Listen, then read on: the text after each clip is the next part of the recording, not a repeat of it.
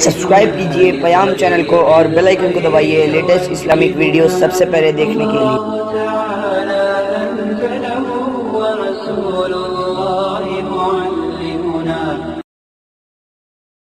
اس کا نام کیا ہوگا؟ روایات سے یہ بات معلوم نہیں ہوتی ہے، البتہ اس کا تذکرہ جہاں کہیں بھی ہے تو دجال مسیح دجال کے نام سے ہے۔ مسیح اس لیے، مسیح حضرت عیسیٰ کو بھی کہتے ہیں مسیح ابن مریم، اور مسیح دجال کے لیے بھی استعمال ہوا ہے مسیح دجال، لیکن لفظ یکساں ہے، معنی الگ الگ ہے، اس بات کو ذہن میں رکھیے گا۔ مسیح ابن مریم، حضرت مسیح کو قرآن کریم میں مسیح ابن مریم کہا گیا ہے، تو حضرت مسیح ابن مریم کے لیے مسیح الگ معنی میں ہے۔ عربی زبان میں یہ فعیل کے وزن پر ہے، اور فعیل فاعل کے معنی میں بھی مستعمل ہوتا ہے، مفعول کے معنی میں بھی مستعمل ہوتا ہے۔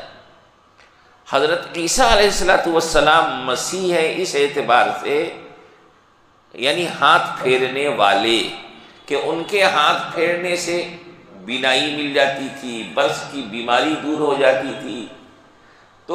اس بنیاد پر اس معنی کے اعتبار سے ان کو مسیح کہتے ہیں، یعنی ہاتھ پھیر کر کے بیماری کو دور کرنے والے۔ اور یہ جو دجال مسیح ہے،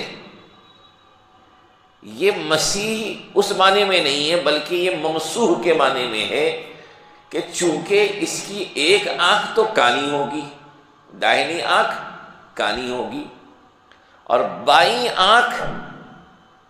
بند ہوگی، بس وہاں پہ ایک ابھرا ہوا گوشت ہوگا، تو گویا کہ اس کی آنکھ بالکل، آنکھ کی جو پتلی ہے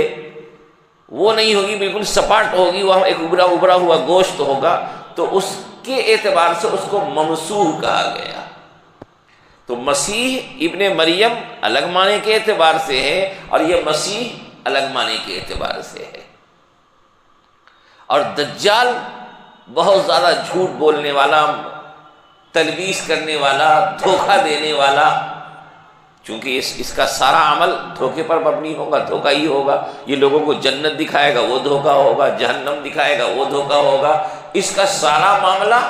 دجل و تلبیس کا ہی ہوگا، اس لیے یہ مسیح دجال